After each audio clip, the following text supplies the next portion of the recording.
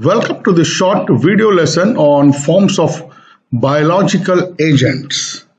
The biological agents which affect the human body come in five different categories, mainly fungus, bacteria, virus, protozoa, and helminths. Let's take a brief look at each of these categories. Fungus is any member of the group of eukaryotic organisms that includes microorganisms such as yeasts and molds. A yeast is the fungus which is used to make bread. Bacteria are ubiquitous, mostly free-living organisms, often consisting of one biological cell. They constitute a large domain of prokaryotic microorganisms. They are a few microns in length. For example, the curd or yogurt which we eat is actually fermented by some kinds of bacteria. The human intestine also contains a large number of different types of bacteria. A virus is a submicroscopic infectious agent that replicates only inside the living cells of an organism. Viruses infect all life forms from animals and plants to microorganisms, including bacteria. The main feature of a virus is that it cannot replicate by itself. It needs to stay inside another animal cell so that it can reproduce itself and replicate. Protozoa is an informal term for a group of single-celled eukaryotes, either free-living or parasitic. That means they can either live on their own in the nature or they have to live inside a host that feed on organic matter such as other microorganisms or organic tissues. They're also known as one-celled animals because they often possess animal-like behavior. They can move on their own, they have their own means of locomotion, and they can also replicate on their own. So for this reason, they are known as one-celled animals. Helminths are parasitic worms, can generally be seen with the naked eye. Many are intestinal worms that are soil transmitted and infect the gastrointestinal tract.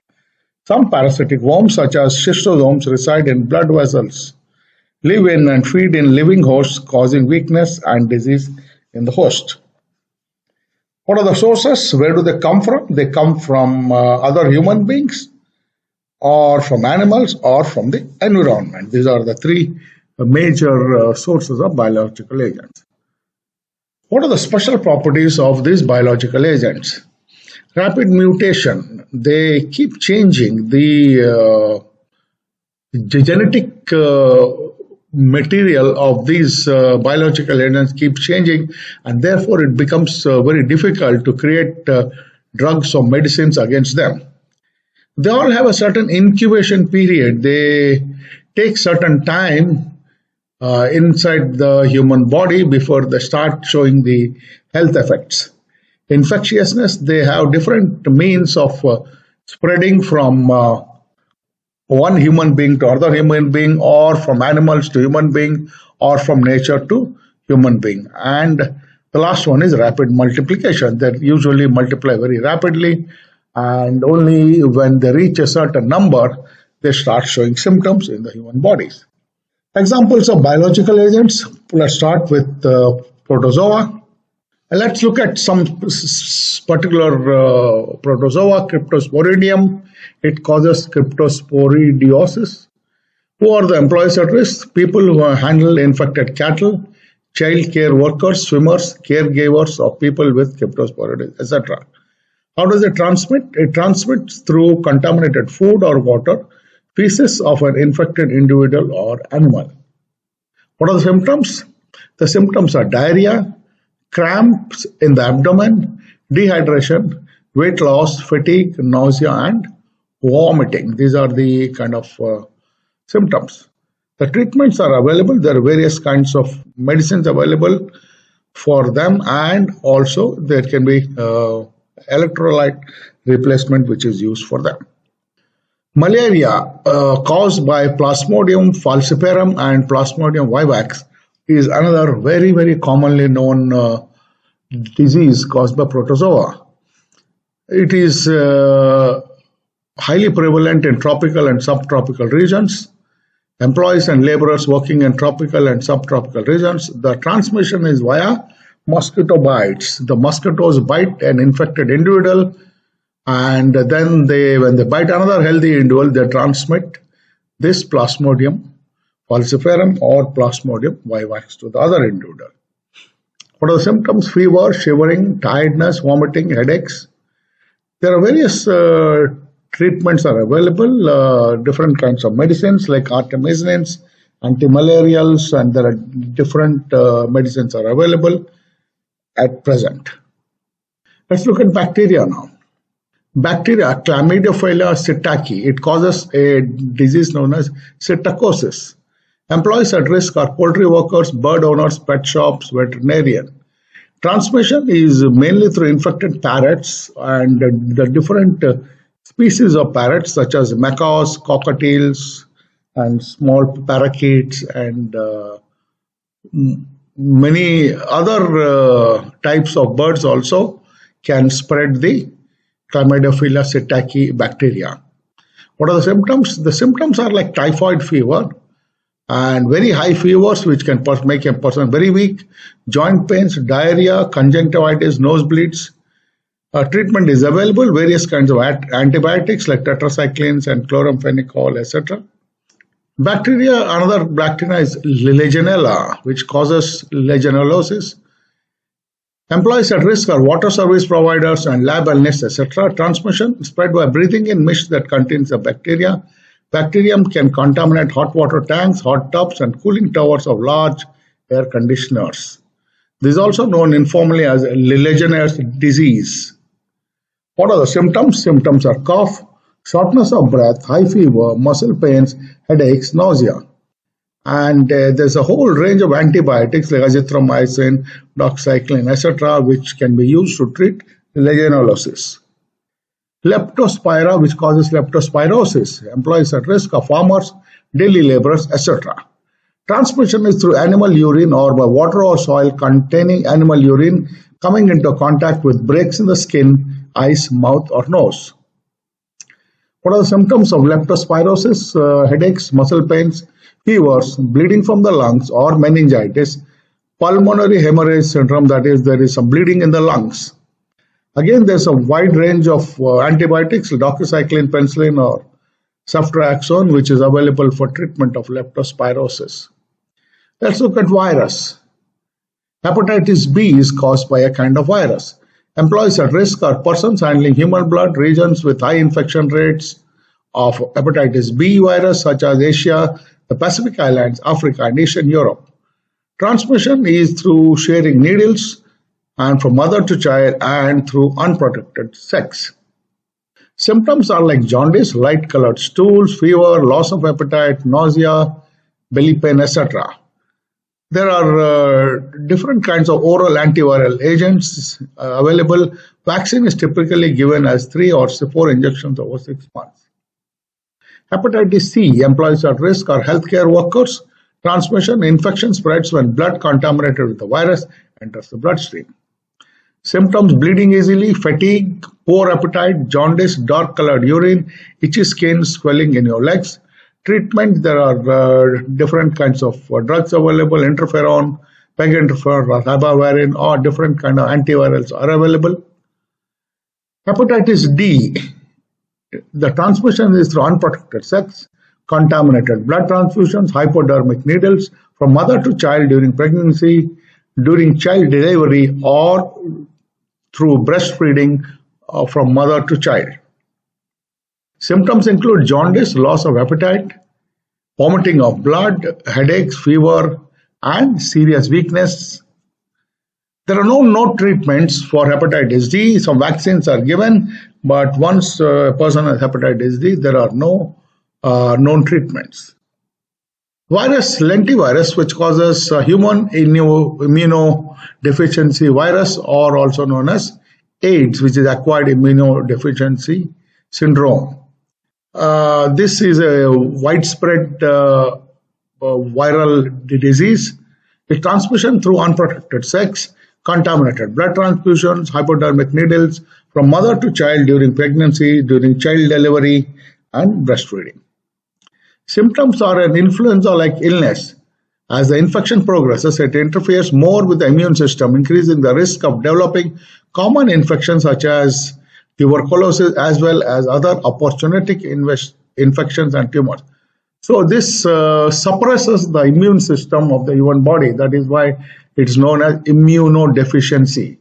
So the major effect it suppresses the complete immune system of the human body and makes it easy for other diseases to attack and cause infections in the human body. Treatment, there's no cure or vaccine. However, antiretroviral treatment can slow the course of the disease and may lead to a near normal life. Fungus, Aspergillus, causes aspergillosis, very common in the environment, found in soil, on plants, and in decaying plant matter. Causes allergic respiratory symptoms such as wheezing and coughing, affects the lungs, but can also cause infection in many other organs. Treatment, there are different kind of antibiotics, itraconazole, and different kind of corticosteroids are also used, voriconazole, and there are different kinds of antifungal medications available. The other fungus is Candida albicans. It causes candidiasis. Occupations at greatest risk include dishwashers, bartenders, cooks, bakers, poultry, and packing house workers. It has localized effect on the skin or mucosal membranes of the oral cavity, the pharynx, esophagus, the gastrointestinal tract, the urinary bladder, or the genitalia. Treatment depends on the area of infection, depends on which part of the body has been infected. There are different kind of antifungals available like nystatin, clotrimazole, fluconazole, and many of them are available as off-the-shelf creams or lotions. Helminths. Lymphatic filariasis is caused by microscopic thread-like worms living in the human lymph system. The lymphatic filariasis is spread from person to person by mosquitoes. Symptoms. People with the disease can suffer from lymphedema and elephantiasis, and in men swelling of the scrotum called hydrocele. So usually the arms or the legs become highly swollen and the person has difficulty in moving around. There is a medicine available, DEC, diethyl carbamazine citrate. Another helminth is Schistosoma, Schistosomiasis or bilharzia. There are different species of parasites causing this: Schistosoma mansoni, Schistosoma hematobium, or Schistosoma japonicum. Transmission, the parasites live in certain types of freshwater snails. The infectious form of the parasite known as cercari emerges from the snail into the water. You can become infected when your skin comes in contact with the contaminated fresh water. So they are usually spread to snails living in fresh water. Symptoms: intestinal schistosomiasis can result in abdominal pain, diarrhea, and blood in the stool. Liver and spleen enlargement is common. Urogenital schistosomiasis leads to blood in the urine. Fibrosis of the bladder and ureter and kidney damage are sometimes diagnosed in advanced cases.